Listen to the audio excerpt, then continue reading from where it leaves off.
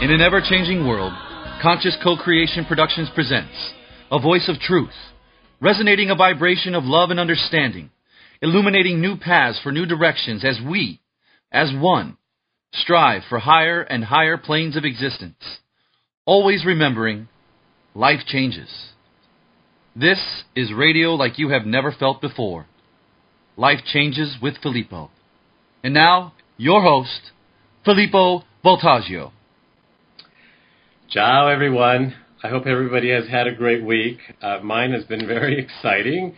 It's exciting here at Life Changes with Filippo. I keep saying that the show should be called Life Changes for Filippo because it seems that, because my life is changing. Just this week, I had the opportunity of going to see one of our past guests, Dr. Ken Best, and he did some work on me.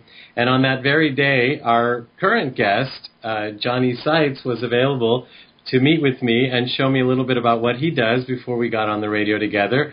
And I saw him immediately after, and boy, I tell you, my head was spinning by the end of the day. And I was thinking, I'm really living the life I want to be living. I'm really enjoying this. And each step of the way, it's not work, it's fun, I'm happy, it's my passion, and I'm just doing my thing. And it's interesting because this weekend I got interviewed for the Amici magazine, which is a Chicago-based magazine which is nationwide for the Italian-American community, but for all communities because they have some great bios in there and great pictures and some great stories. And so I've been a fan of the magazine for quite a while. They've actually put me on for other shows and for my singing in the past. And this time they're putting me on for the show Life Changes with Filippo. And so I thought, wow, what's going to be the Italian twist on this one? And the interviewer started to ask me questions, and we just started talking. And then when I saw the write-up that looks like it's going to make it on the magazine for this next issue, I thought, wow, this is cool. It had an Italian spin on it, but it wasn't. It was true, and so it just helped bring things together for me. And I'll tell you what it was. I've told bits and pieces of this story all my life, actually, but never quite this way. And in the shows that I've done singing, I have always sung the song Santa Lucia, or almost always. And it was a song that I remember fondly, my father taking me outside, walking by the ocean where we lived, holding my hand. And I go into this when I'm doing the shows, and I tell people the experience that I was having while my father was teaching me this song, Santa Lucia. And it's interesting because I didn't realize it until today how this song has followed me up until now, and how it has almost defined some of my work today on this very show. See, because my father was big on not teaching me how to sing. He actually didn't think I had a good voice, which is a whole nother story. So he wasn't intent on teaching me to be a good singer. What was most important to him was for him to teach me the culture, for him to teach me the feeling of the songs, for him to teach me what the words meant, what the author was thinking and feeling, or what they wanted to convey while he was writing these words, and what the musician-composer was thinking and feeling, and what they wanted to convey if it was two different people. So some of my fondest memories were to sit with my father and listen to opera, for example, and him explain the feeling of what was going on. And it was interesting because he said, whenever you sing Santa Lucia or any other Italian song that I later learned on my own, or he even taught me as well, or I heard him sing and learned from him, it was always the feeling that we were going after. What do you feel while you're singing this? What do you think somebody listening to this song feels? And it wasn't until years later when I started singing professionally that people started coming up and telling me something that I didn't understand at the time. Wow, I feel so happy when I come to your shows. And I thought that was the oddest thing. And I would say, I wonder if they like my song selection. I wonder if they like my stories, because I used to tell, and sometimes still do, humorous stories. I never really made the connection. And I would hear that a lot. People would say, oh, that's the best show I've ever seen. And I'd think, don't these people get out? It was just me and the piano, or me and a small band, and how could this be the best show? And what's happening to them? And so it wasn't until I actually left singing for a few years, and I started doing the radio show with Chef Richard Lombardi, my co-host on the Filippo and the Chef show. And I was doing that, and a couple years into it, I did an interview with an older gentleman. And actually, two interviews really stand at the top of my mind when it comes to this particular story. And both of them said something similar, how happy they were at the end of the interview. And both of them obviously started the interview, obvious to me, in a little bit disgruntled state because of various reasons, individual to each other. But they were happy at the end of the interview. And I remember asking one of them point blank, why? Why would you say that? Why do you feel happy now? And I remember them both looking at me and saying in different ways, you really don't know? And I said, no. As a matter of fact, one of them took the conversation into something completely different that he was having so much fun talking about. And I said to him, why did you take the conversation there? I didn't ask you that question. And he says, you really don't know? And I said, no, I don't know. And he says, it's you. You may have been asking a question out loud, but inside you were asking a different question. And I was saying, what question could that have been that made you go there? And he said, don't you see that you wanted me to be successful in this interview? Don't you see that you wanted to bring out the best of me? Don't you see that you were really happy to be here with me, interviewing me? And I said, of course, but that doesn't answer my question. He said, yes, it does. He said, you took me to my happy place. And I started talking about things that make me happy.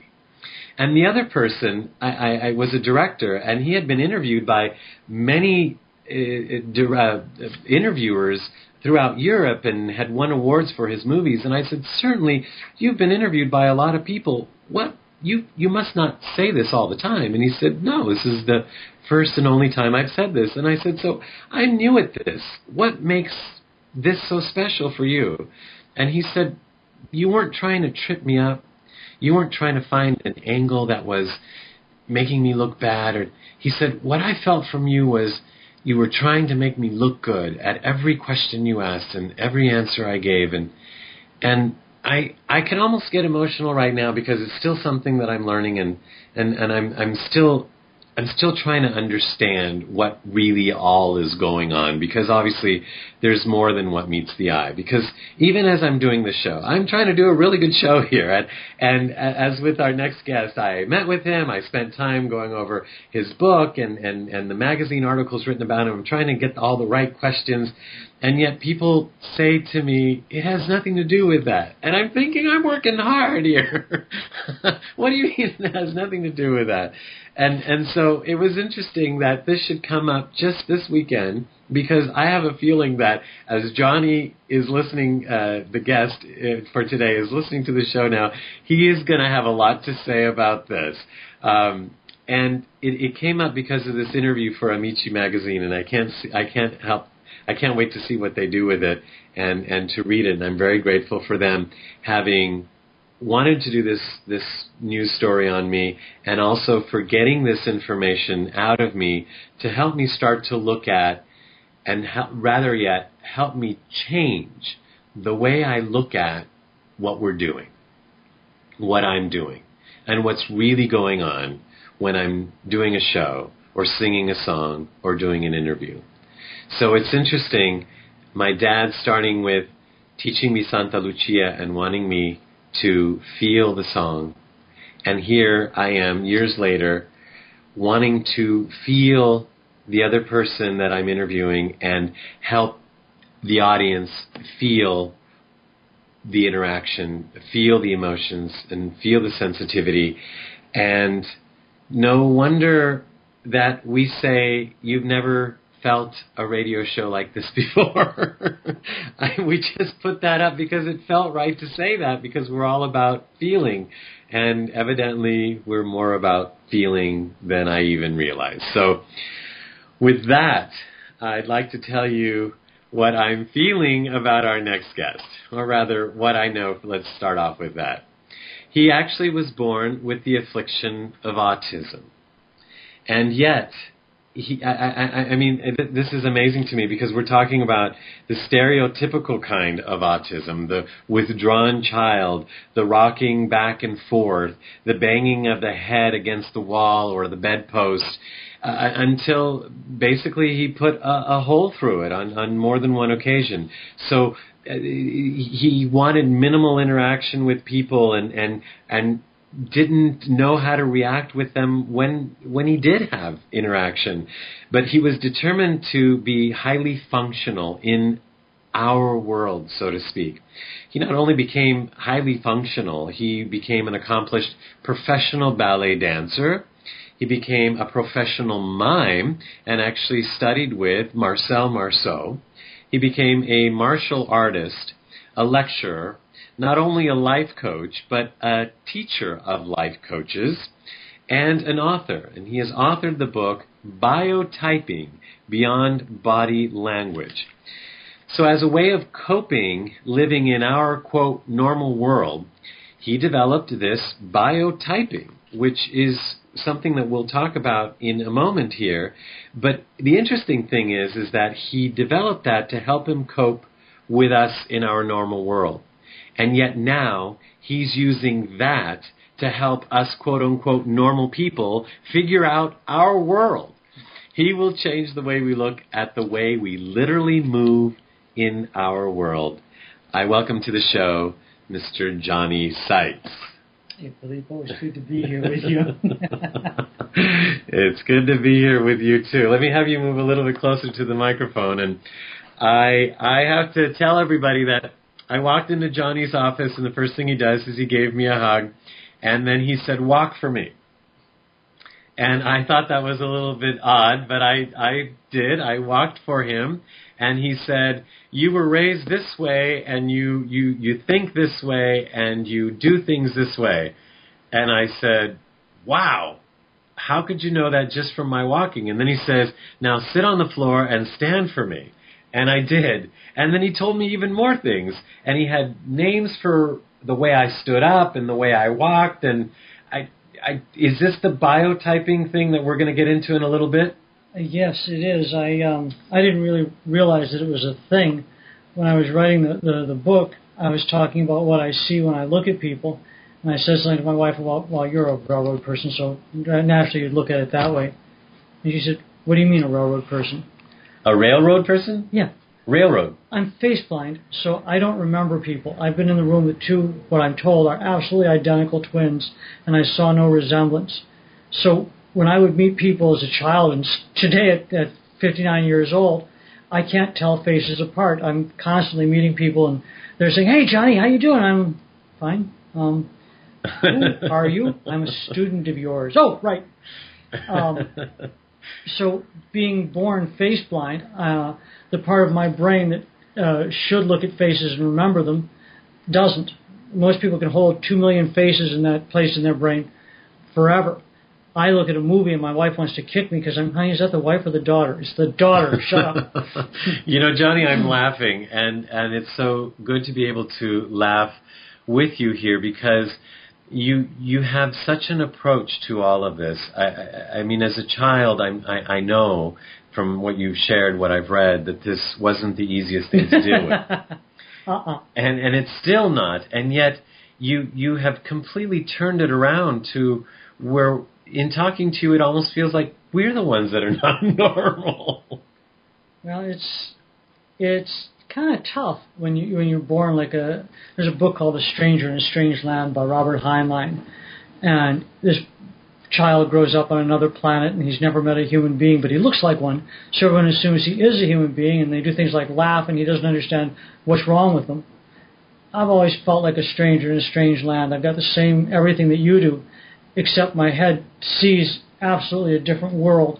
my mind processes things in a totally different way. I miss all kinds of social cues. So you'll be tapping your foot and pointing at your wristwatch, and I'll be chatting away. But I can't block out the pain I see in your heart. I can't block out the anger I see in your legs. I can't block out the fact that you desperately need to be touched. And I'm like an animal in that I see the energy, just not the clothes, the face, and the hair. And I had to learn a whole different way of interacting with people so they first didn't get mad at me. And I was a very irritating child. But not by intention, that's the thing. No. Because you spoke in a way that was different. You understood the world in a way that was different than everybody else. I see things differently. There's another autistic woman I get to lecture with sometimes named Temple Grandin. Mm-hmm. She wrote a book called, what the dickens was the name of that book, honey? Animals in Translation. Right, because she works with cows. And when he says honey, he wasn't talking to me. He was he was talking to his wife, who's also in the room, and that is Chris, and we're happy to have her here as well. So back to Templeton Grandin. Temple was a classic autistic child like me. She was we both should have been locked up, but most classic autistic kids, or a lot of them, do get institutionalized. Now, you don't mean that you should have been. And under normal circumstances, quote-unquote normal, a child like you would have been. Chris could probably give you the statistics on it, but an awful lot of children who bang their heads, go downstairs and break every dish in the kitchen at night, who throw themselves violently against walls, tend to get a bad reputation, and people have a hard time figuring out what to do with them. Well, before we go on, why do you think you were doing that? I mean, is that autism that makes you do something another child wouldn't, or? I always felt that it rounded out the hard edges in life. Smacking my head against a wall or pounding against a chair held me in, contained me, made me feel safe. I mean, at 59, I still sleep with a 40-pound heavy blanket to make me feel safe. I wear tight belts. Autistic people don't like to be in crowds because we pick up way too much information. They say that autistic people don't feel. They say that we lack empathy. It's not that I have no feelings. I have too many, and I don't know what to deal with them, how to process them, how to. Neurotypicals are sit there talking like nothing is going on, and I'm seeing the rage in someone's brain. I'm seeing the sadness in someone's heart, and they're talking about the weather, and I'm like, wait, there's something else going on, or I'll see things that others miss. Imagine a child, sweet little kid, looks normal, and says, Father Ed, why do you want to touch my booty? You little rat, what the heck are you talking? And then Father Ed gets moved to another parish because he did touch somebody's booty. I would see these things, and I couldn't ignore them. And when I would talk about them, people got mad. People didn't want to hear it. People didn't want me around. And when you say you would see them, you wouldn't actually see it physically happening, that you could just sense that this was... I could see the bodies. At one time, I was talking about what I do with a group of people, and a guy comes up, what do you see? What do you see when you look at me? And after saying, I hate it when people do this, but you carry a gun on your right hip and you miss it. And he said, God, how'd you know that? I'm an off-duty cop. I said, because your hand has got this unnecessary tension that's kind of hovering around that part of your body. I can't tune that out. Because I miss the faces that everyone else stares at, I see the neuromusculature in the body. And we don't like the term idiot savant, but I do have a little bit of a savant thing that I can literally see every muscle and bone in a person's body, which ones are moving, which ones are blocked, which ones are packing extra energy, which ones are having no feeling whatsoever. I teach at a college of psychology because my wife, when she was getting her master's in psychology, they were talking about autism, and they said, autism is this. And my wife said, I'm married to an autistic man. And they said, could you bring it in? We'd like to see one. Oh, no. And it's called a pervasive developmental delay, or retarded development, or retard. And they took me to a hypnosis class where the teacher put each student into a trance And then he would let the different students, while the person was in a trance, ask questions. And I'd look at him when it got to be my turn, and I'd say, what is it about your left hand and your brother's death? And the guy would like break open like a watermelon and start crying, and the guy would say, how do you do that? And I'm like, how could you miss it? He's screaming at me so loud I can't see anything else, and all you see is the shirt he's wearing and the expression on his face.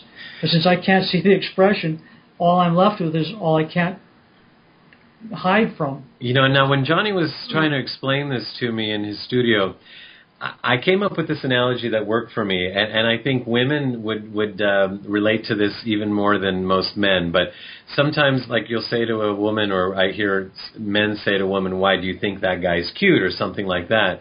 And according to all rules of society, that man would be good looking. But to a lot of women, the answer was no.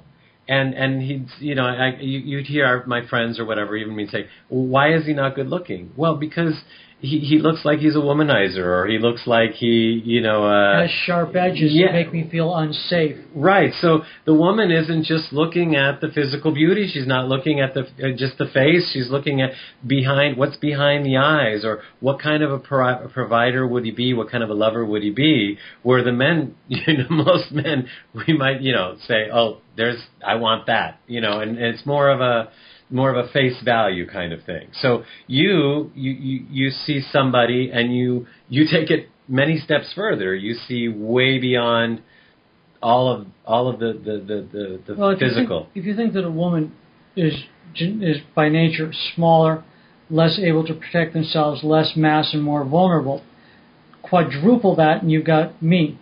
I feel so. In New York, we walked down the street, and I said, Chris, I can't take this. The depression on the street is too heavy. I can't handle this.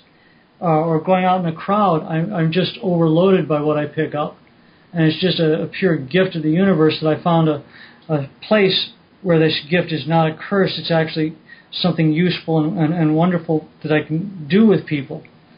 And right. Thank God. And before you go into that, you mentioned Temple Grandin. I just wanted to know what the connection you wanted to make with. Oh, Temple designed more than 80% of the cattle handling facilities in the entire world because she understands cows better than anyone alive. She knows what they feel, what makes them comfortable, what makes them feel unsafe. I understand neurotypicals, is what I call you guys, human beings better than you guys understand yourself.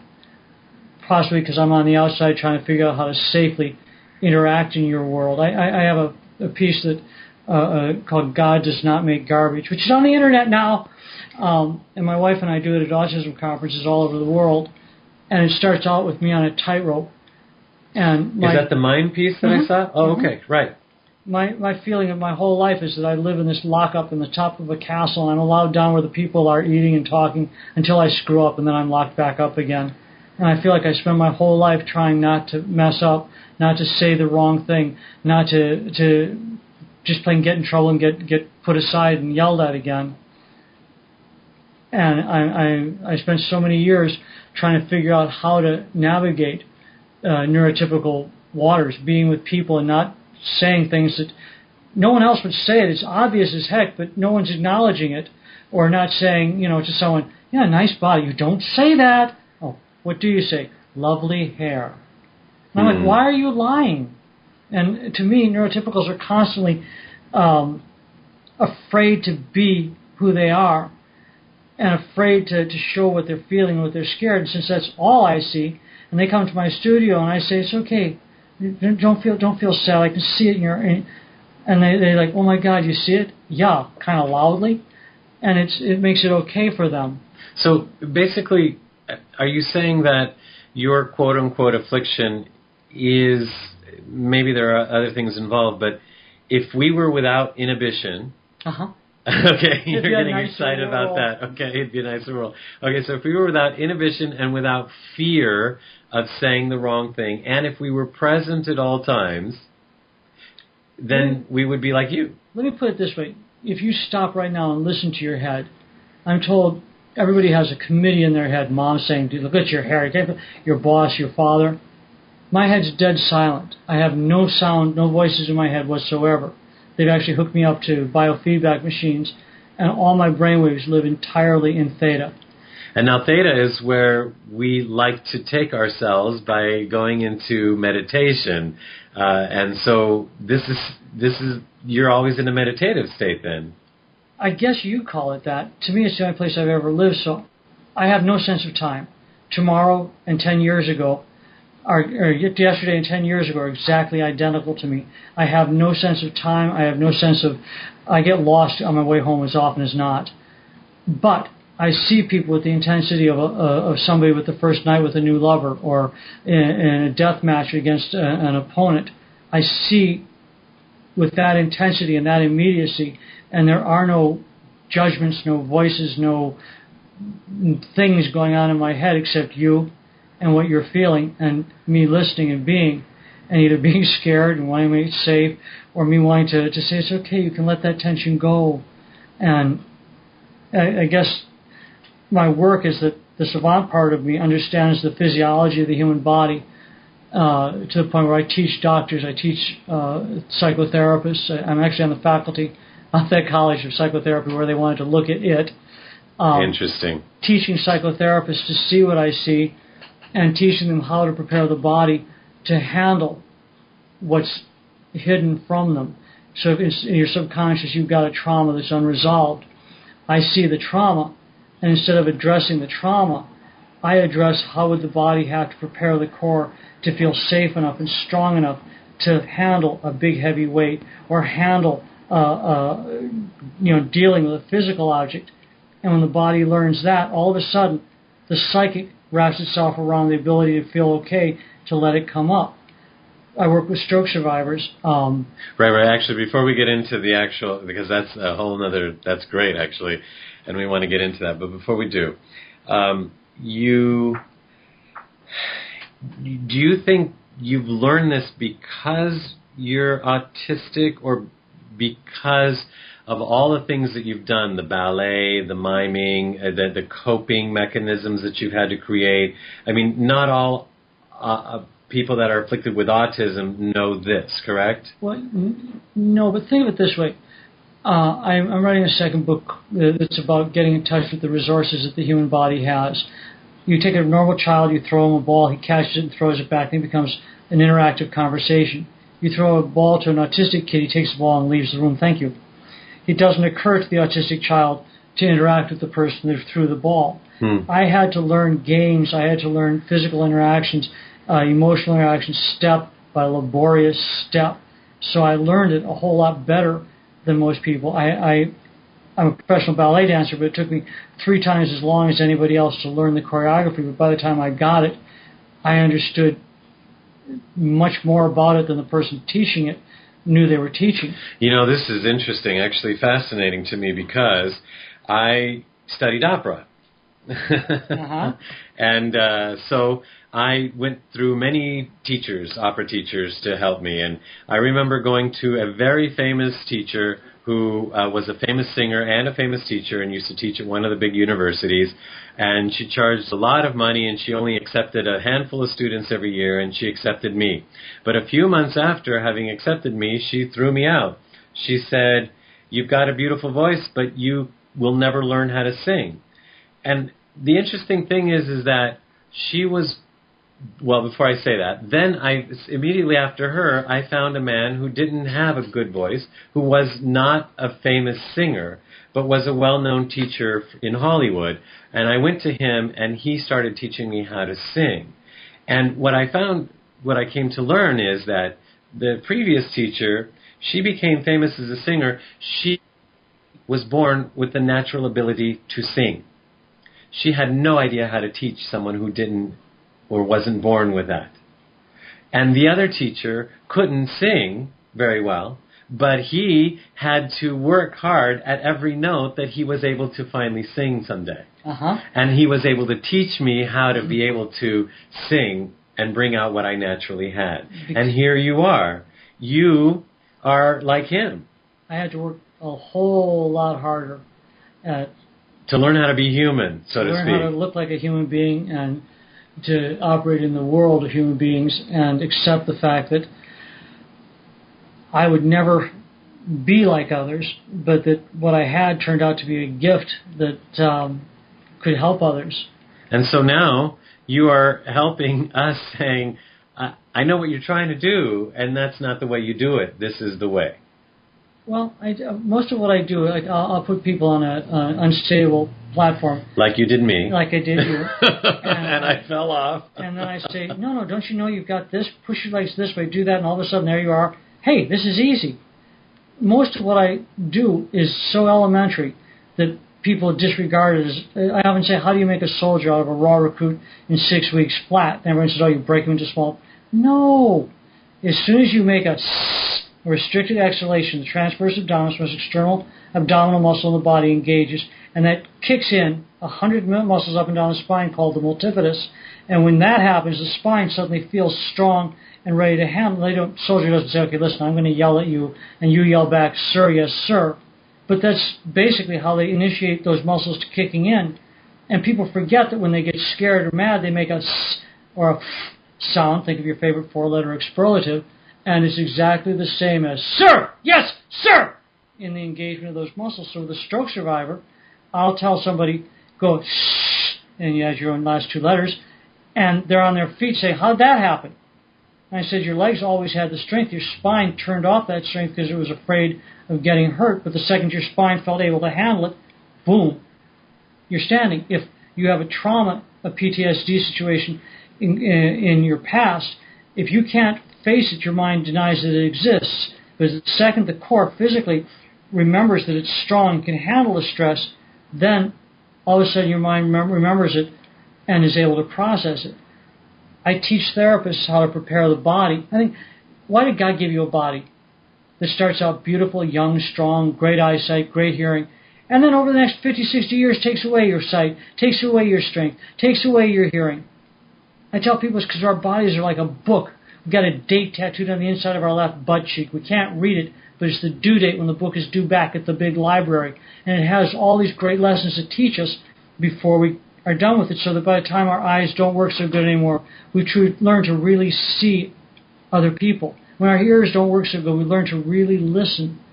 And the modalities for handling stress first get discovered physically in play, in climbing things, in childhood, and then they enable the body to feel safe enough to handle stress, and the mind says, wow, let me try that. And, for example, if you lock your knees, you cannot have authority in your voice with your knees bent. And the second you lock your knees, something happens both to you and your feeling of groundedness and in the person you're talking to.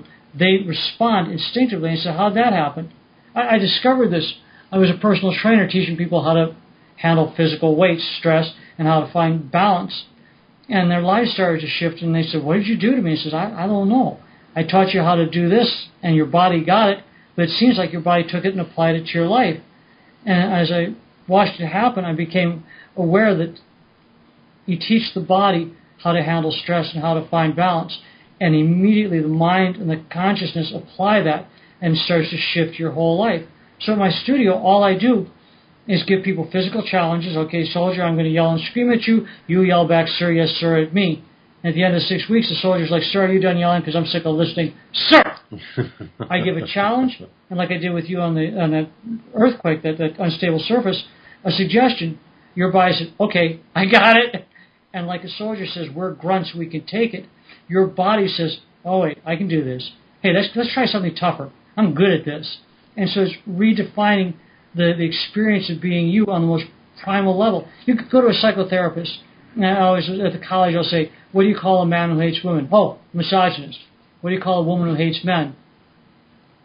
There is no word. So I'm going to go to talk therapy that doesn't have words for a lot of the feelings that are hurting me.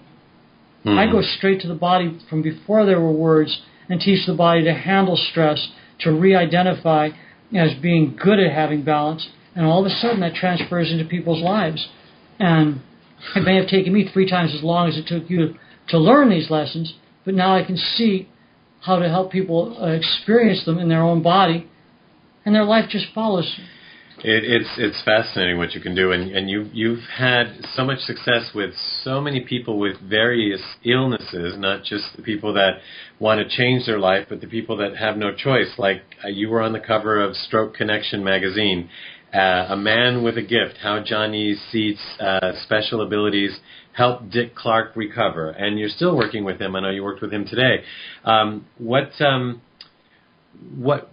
is it that? What's the first thing you start everybody off with? With a stroke survivor, generally you're looking at one hemisphere of the brain crashed. The left hemisphere affects the right side of the body. The left hemisphere also deals with swallowing, speech, and other things. Or if it's a right hemisphere stroke, it affects the left side of the body. So one of the first things I work with is unilateral adduction, the ability to pull the thighs together, and finding what muscles are not firing and what compensation mechanisms the body is using to just be able to stand, to just be able to walk.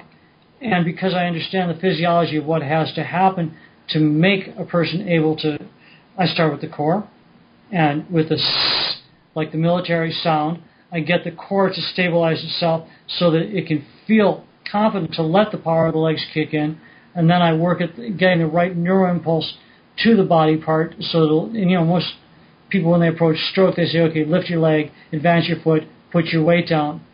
And I don't say that. I give a person instead of, I'll tell somebody, lift your leg, and they'll say, I can't, I had a stroke, idiot.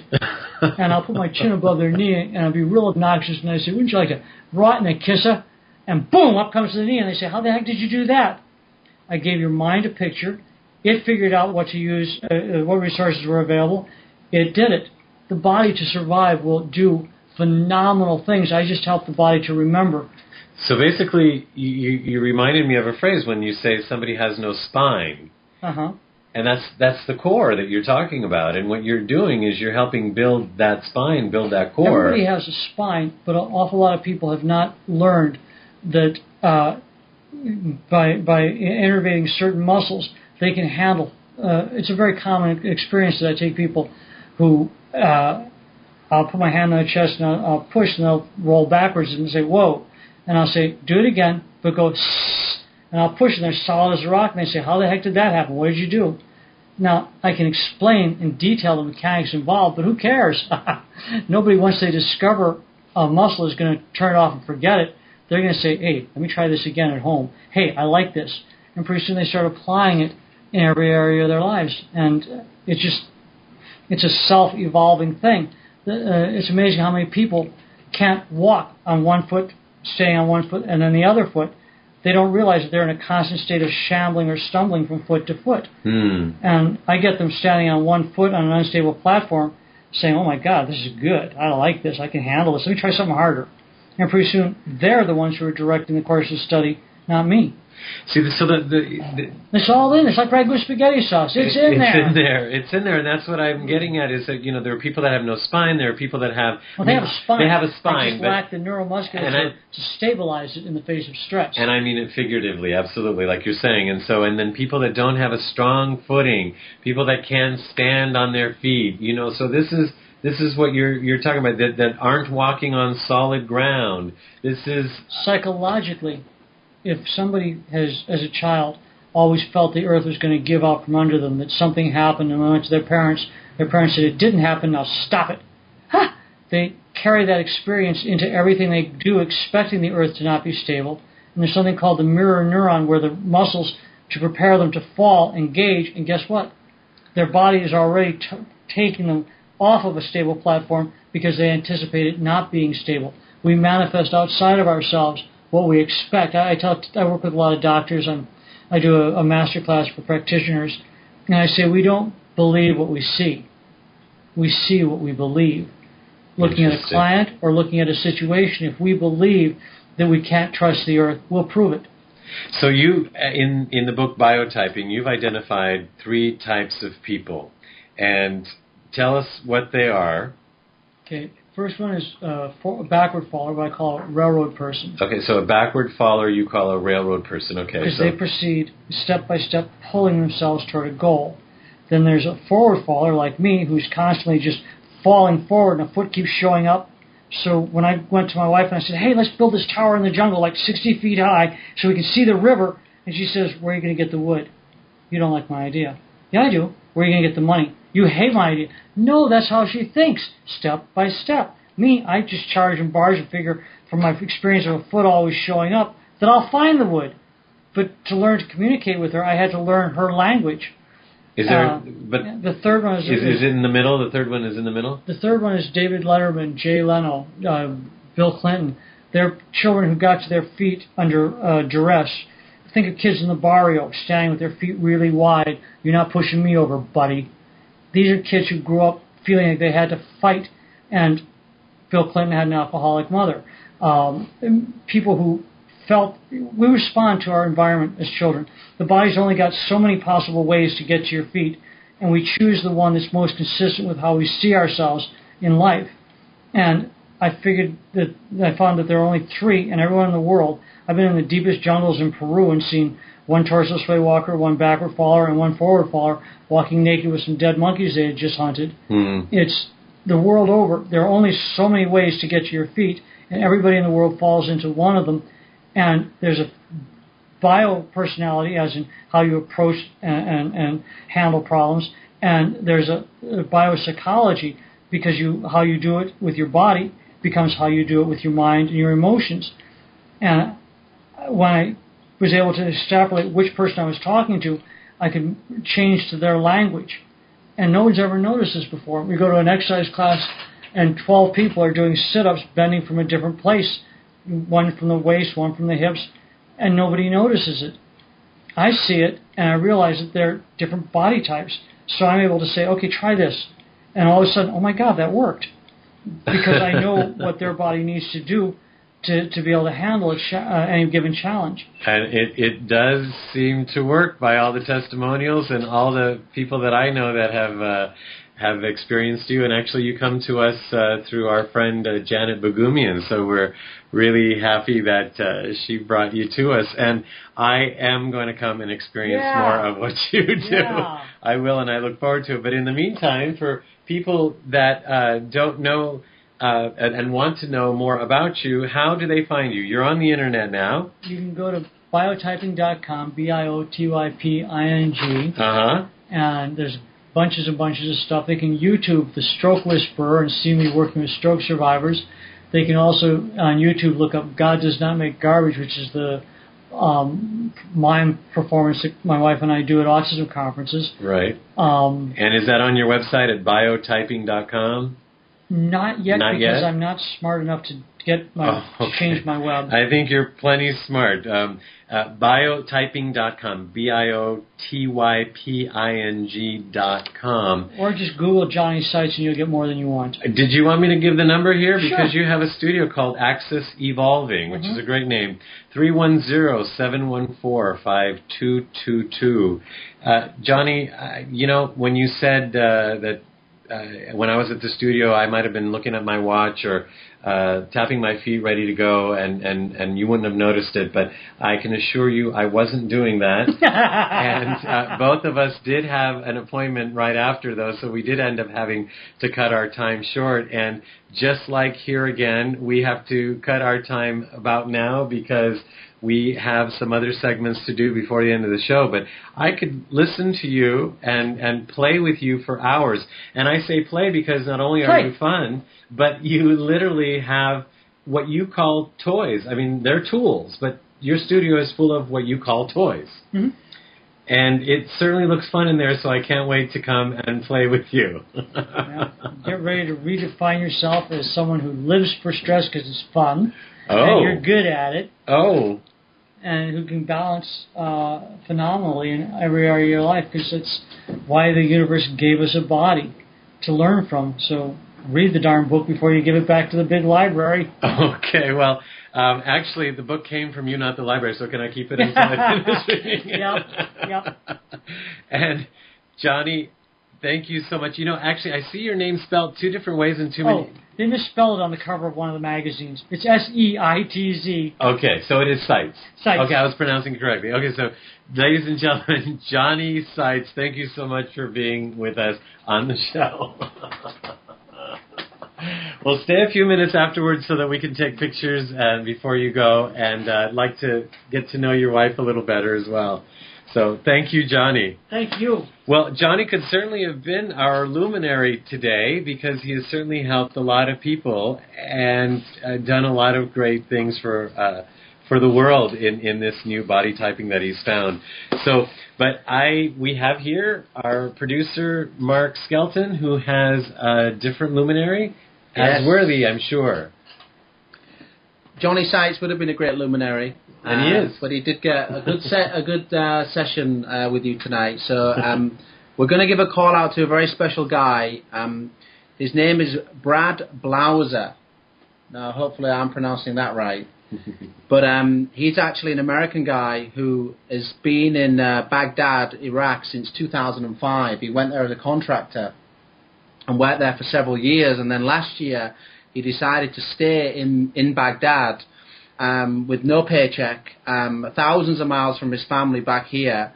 And he basically has been manifesting wheelchairs for disabled children that have been affected by the war. And it's truly amazing. Like I say, he doesn't get paid, I mean, not in dollars anyway.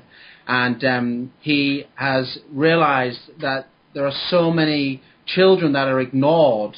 UNICEF actually did a study, and something like 1 in 7 children in Baghdad actually have a physical disability. So it's actually tying in quite nicely with tonight's show, because I'm sure Johnny would see all kinds of ways to fix that, if he was over there. But this guy really is a luminary. He's doing this, he's working his service, he's working from his heart. And every week we bring up a new person, and obviously that's the common theme. And I was chatting to Dorothy earlier, actually, and we agreed on the definition of a luminary, and it's an ordinary person doing extraordinary things, and that's truly what this guy is doing. So thank you, Brad Blauser. You were doing amazing work, and if your family are listening to this, then, just have peace of mind that is doing amazing service for the planet. So that's our luminary. That's wonderful. Thank you, Mark, for bringing that to us. Mark Skelton, everybody. And now we have our very own cosmic advisor, Dorothy Lee, with the State of the Universe address. Hi. I've spoken to you often of the truth that tomorrow is what we believe, feel, think, say, and do today. Tonight I will share with you a very simple way of manifesting that which we desire and deserve to have as the divine children of God that we are. Since we are the co-creators of this thing called life, we can set our intentions each day by stating our hopes, dreams, and desires in a positive and affirmative way. Years ago, I put together a daily invocation which, when incorporated into our daily lives, changes our lives dramatically.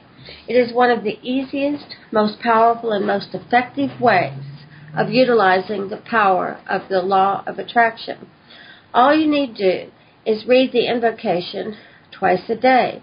Please read it out loud and always state that everything you have affirmed is in the highest and best good for all concerned. And now just imagine what would happen if you clearly stated your intentions to the universe. By doing this, we easily put our attention on what is in our highest and best good. My daily prayer begins with an invocation and then states in a positive, affirmative manner all of the things I wish to become and those things I wish to manifest in my world. The affirmations come from several sources.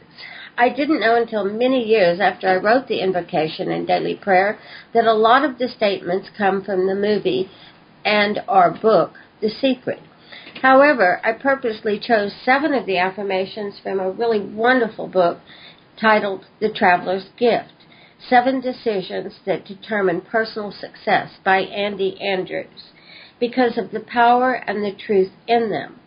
And as I mentioned before, I close with Don Miguel Ruiz's 4 agreements. The rest of the affirmations come from me and through me, from my guides. The first statement after the invocation is wonderful. I accept that I am the divine child of God. The man known to the world as Jesus told us that we are all children of God, but most religions do their best to separate us from Source. Once we accept that we too are God's children, then we can remember that we are powerful beyond measure and that with God all things are possible. A few of my favorite affirmations are, I love myself enough to always do the things I know I need to do. I always make the most elegant choices possible. It is safe for me to be healthy, happy, powerful, and abundant in all areas of my life, and I am healthy, happy, powerful, and abundant in all areas. I release all attachment to specific outcomes involving other people. Every day, in every way, my life is better and better and better. I know exactly what my mission and purpose is this lifetime, and I easily and effortlessly begin to do the work I've come to do. I earn large sums of money for doing the work that I have passion for and love. The prayer then ends with the 4 agreements and closes with this statement, all of this by divine right, divine intervention, and for the highest and best good for all concerned. Thank you, thank you, thank you, God, for everything in my life. You can find the entire invocation and daily prayer by going to our website, www.lifechangeswithfilippo.com, and click on to Life Changing Media in the navigation bar. I have shared this invocation with others for the past 10 years, and many have reported the miracles they've co-created by using this method to set their attention each day and to put their intentions out to the universe in a positive, affirmative manner. I trust that you will decide to do this simple exercise each day for yourself. Until next week, please choose to love yourself enough to make very conscious and elegant choices. And please know that you are loved, you are lovable, and you are loved. Thank you, Dorothy. Dorothy Lee with the State of the Universe address. And Dorothy, before you go, you and I have been joking around all week how we've been calling each other autistic because we do certain things that are wonderful things to do, and if Johnny does them, then then it's a good thing. And so, what did you think about the interview? It was fantastic. It was fantastic, and I believe autism is a label that they put on people they don't know what else to do with.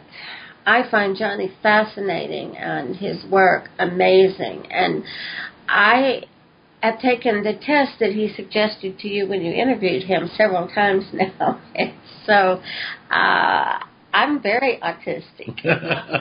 I know. According to the test, you're not. But the funny thing is that you almost want to be, in the sense that Johnny said to me, Johnny says, growing up, I had this experience and that experience, and I'd say, well, I had that experience too. And he says, well, maybe you're autistic. And he says, go to this website and take this test.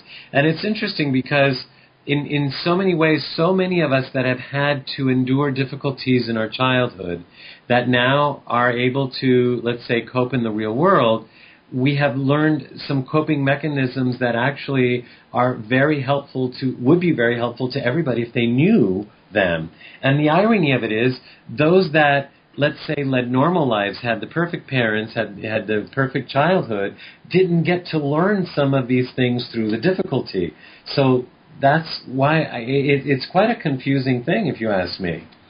Well, it is confusing, and when I did take the test, Filippo, the first time it said they couldn't come to any conclusion because I had too many confusing answers to the control test, the control questions. And so I took it again, and it said I was not autistic. But I know that if you took the test and pretended to be me, it would turn out to be a different answer. So you're saying we see each other in a different way. Yes, we do. Well, but the important thing here is that maybe there's a lot more to this than a test is able to say, and that a label is saying, and then there's so much more behind this that needs to be explored, and it unfortunately the label makes it to seem something that it's bad, and surely it's not easy as for children growing up, but we certainly hope that there will be a way, and Johnny might lead the way here with helping people Absolutely. see that these children maybe obviously have special gifts that the other children don't.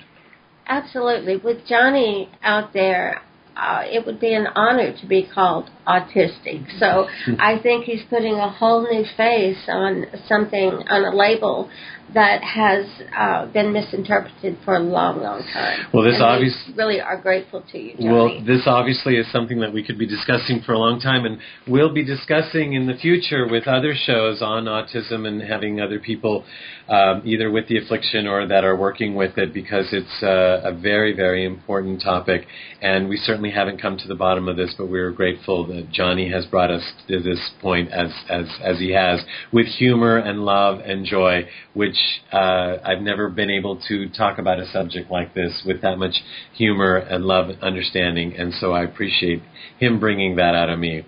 And I am sorry to say that that's our show for today. I would like to go on and explore this even more, but we'll have to wait until next week. Again, we'd like to thank Johnny Seitz for being on our show today and invite you to learn more about him by going to our show archives on our website and clicking on the respective links for more information. You'll also get to hear the show again, if you'd like, on our website at lifechangeswithfilippo.com. Now, we look forward to our next guest. Next week, we will have David Weddle. David is currently a writer and co-executive producer on CSI, the award-winning CSI, I should say, and the very popular. He has served as writer-producer for all 4 seasons of Battlestar Galactica, which, incidentally, was just named Program of the Year by the Television Critics Association just this past Saturday night. So congratulations to David Weddle and all the team there at Battlestar Galactica. He has also written for such shows as Star Trek Deep Sea, as for I should take that test now. Has written for such shows as Star Trek Deep Space Nine, The Twilight Zone, and Katie Sackhoff's first series, The Fearing Mind. So looking forward to having him on our next show. Can't wait to talk to him. Remember, you can keep the conversation going during the week by visiting us and writing us on our website at lifechangeswithfilippo.com, and connect with us at our Life Changes with Filippo Facebook fan page. For that matter, any of our personal fan pages. Today's show has been made possible in part by our sponsors, Ion Ways Water Systems, Change Your Water, Change Your Life, and Love and Miracles. To learn more about them, visit our sponsor page on our website also and click on their links. I am Filippo Voltaggio, and it has been my pleasure being of service by hosting Life Changes with Filippo today. I, along with our hosts and our co-hosts and our producers, Dorothy Lee, Mark Skelton, and Mark Lejeune, and our engineer, Seth, thank you for joining us in being a part of this show and being a part of the change we all wish to see in the world. Ciao, everyone. You have been listening to Life Changes with Filippo. Join us here every Monday night at 9 p.m. Pacific Standard Time, and visit us on the web at lifechangeswithfilippo.com. That's Filippo, Filippo.com. And follow our community on Facebook at Life Changes with Filippo. Join us here next week as we graciously embrace the only constant, life changes.